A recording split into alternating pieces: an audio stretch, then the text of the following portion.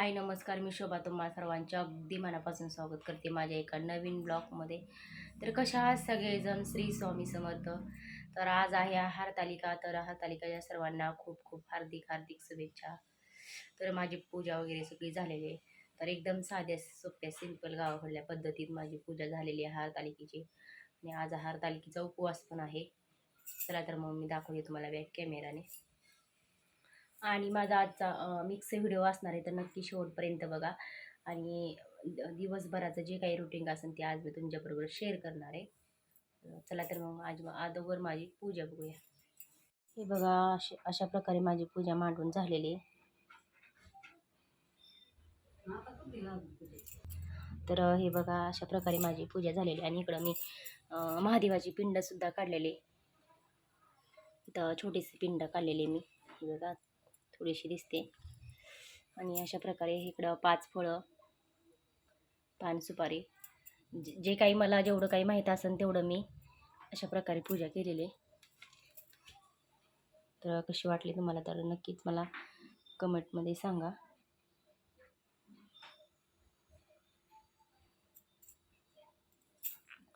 आणि इकडं चाललंय माझं आता फराळीचं बनवायचं.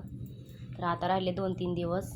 तर चला म्हणलं आता चाललेत माझे बेसन लाडू बनवायचं. तर इकडं मी घेतलेले बेसन आणि इकडं घेतलेले मी तूप. तर आज मला तुपातले लाडू बनवायचे आणि साखर. आणि इकडं बरंच काही सुका मेवा घेतलेला आहे. आणि सकाळी सकाळी खूप छान असा आभाळ आलेला आहे. चला तर आपण बघूया. हे बघा, तर पोरं वगैरे सगळी शाळेत गेलेले आहेत.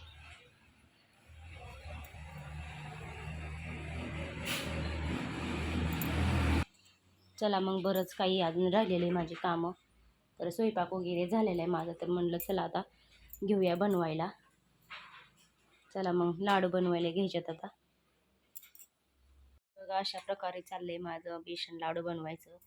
तर मस्तपैकी मी असं बेसन तुपात भाजून घेतलेले.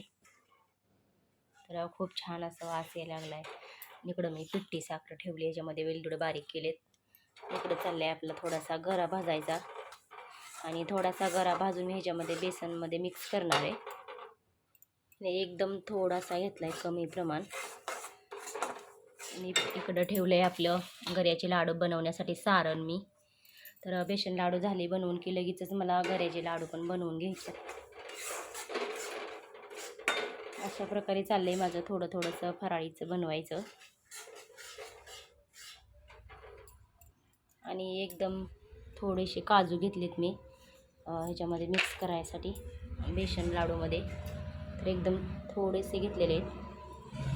तर चला मग बनवायचं चाललंय. तर हे बघा, आपल्या इकडं आता मस्त असं बटाटा भजी बनवायचं चालू झालंय. तर इकडं बघा, आपलं खूप छान असं बेसन लाडू बनवून झालेले आहेत.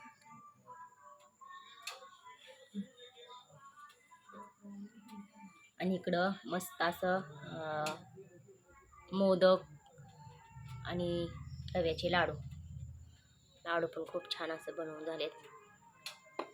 तर एकदम साध्या सोप्या गावाकडल्या पद्धतीत अशा मी 2 प्रकारे, पांढरा, हिरवा आणि केशरी, अशा 3 प्रकारे 2च म्हणायचं आपले लाडू मोदक बनवून झालेले आहेत. आणि इकडं मस्त असं आपले बेसन लाडू. आणि इकडे चला माझं चालला होता स्वयंपाक. आणि एवढं सगळं बनवून झालं तर स्वयंपाक बनवून घेतलाय. आणि इकडं मस्त असे गरमागरम भजी बनवायचं चाललंय माझं. तर झालं बनवून, मस्त असं बटाटा भजी बनवलेत मी. इकडं आपली भाजी उकळते.